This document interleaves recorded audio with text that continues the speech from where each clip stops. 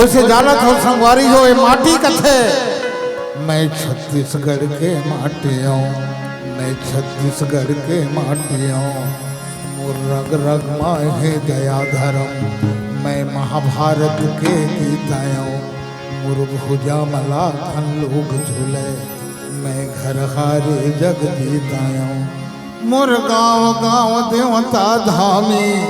और शहर शहर विश्वकर्मा के, कोरा कोरा माई अभिमन्यु,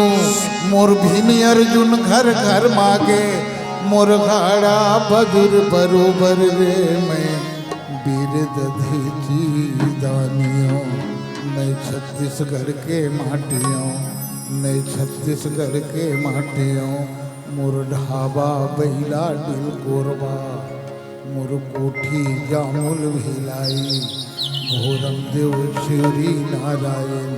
मोर तीर्थ राजिम्ब मुलाई, सोमनाथ पिथमपुर सिरपुर परगट मोर करे जागे, उधुर माल यौ देव बलौदा रतनपुर मोर बसे रागे, मोर धर्म लमूल नवालो जी, मैं महानदी के पानियों, मैं छत्तीसगढ़ के माटियों, मैं छत्तीसगढ़ के माटियों, मोर पैरी सोढ़ू शिवनाथ अरपा खारुन छल छल गावे, हस दो बाघन जीता गुल इंद्रवती मन बड़ भावे, जिह पहली किरण सूरज देव के सोनका धानी लाली आवे, जिह बोले चिड़ैया जाग जाग गोरु गरुआ रंभा नाचे, मोर को रागे सुख बासी रे,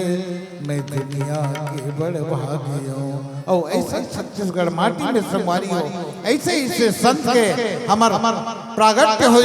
जन्म लीस, जेकर आज हम जयंती मनावत हन, जेकर पब्लिक ठौर में बैठ करके हम अपन जीवन ला धन्य मनावत हन, ऐसे छत्तीसगढ़ के वंदना लेकर के आप मन के बीच में आवत है। सुश्री चंपा निषाद सुनन और देखें ये छत्तीसगढ़ महतारी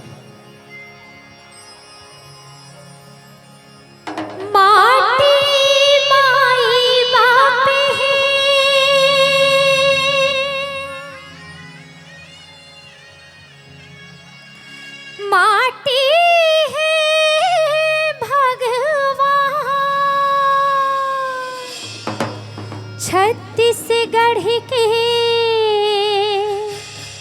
माटी तोला बारंबार प्रणाम।